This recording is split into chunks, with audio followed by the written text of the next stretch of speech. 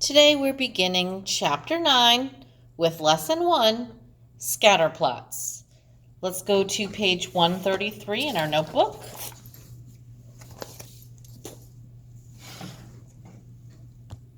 In our new essential question, how are patterns used when comparing two quantities? So in scatter plots, we have bivariate data. That is data comparing two different items, two different quantities. We're going to represent this data on our scatter plot.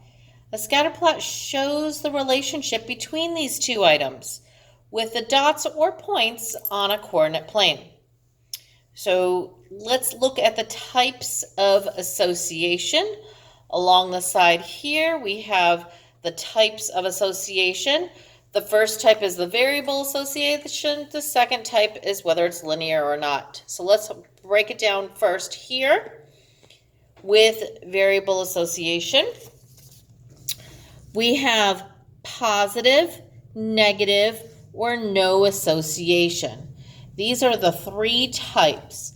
Notice first off that all of these are in quadrant 1 because in real world problems we exist where the x are positive and the y are positive.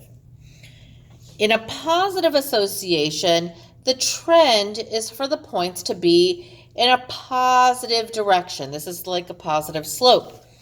We know that as x increases, y increases.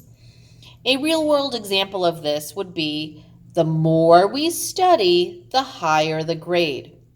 So why is this all scattered, spread out? Because you know that there's not an exact formula.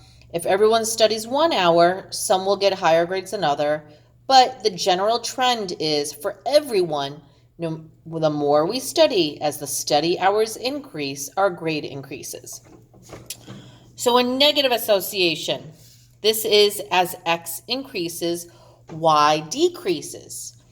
An example of this would be the hours that we stay awake and our performance on a test. So the longer we stay awake, 20 hours, 30 hours, 40 hours, 50 hours, and so on, the longer we stay awake, the worse our performance would be on a test. As the number of hours we stay awake increase, our performance on a test would decrease. That's negative. And then we have no association. In this case, there is no relationship or no pattern. An example of this would be your shoe size and the number of siblings you have. So as your shoe size increase, it has no impact on the number of siblings, that's brothers and sisters, that you have. There's no association there. So now let's talk about, when we look at this, if it's linear. Remember, linear has the word line, so if it's linear, the patterns would be in a line-like fashion. Now, it's not going to be an exact line because it does have a scatter plot. Remember, scatter means it's spread out. NonLinear, this is just an example. Anything that's not a line, it could be anything at all that's not a line. So to clarify a little bit more here, linear, the data points lie close to a straight line. Again, never going to be, or I shouldn't say never, but almost never going to be perfect because that's the reason it's scattered in a scatter plot. In nonlinear, the points lie in the shape of a curve. I have a few curves here, but it could be even just a single curve would be nonlinear. To clarify further, in case we've forgotten some vocabulary from the past in math classes, a cluster would be a tight grouping of points in that scatter plot, and an outlier is an extremely small or large value compared to the rest of the data.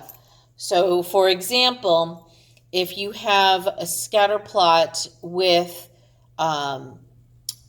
the number of siblings, whatever else is on the other axis, it doesn't matter. But if we have a scatter plot with the number of siblings, we can expect anywhere between maybe 0 to 5 to be the norm. But if suddenly you see a number such as 20, that would be an outlier because that would stand apart from the others.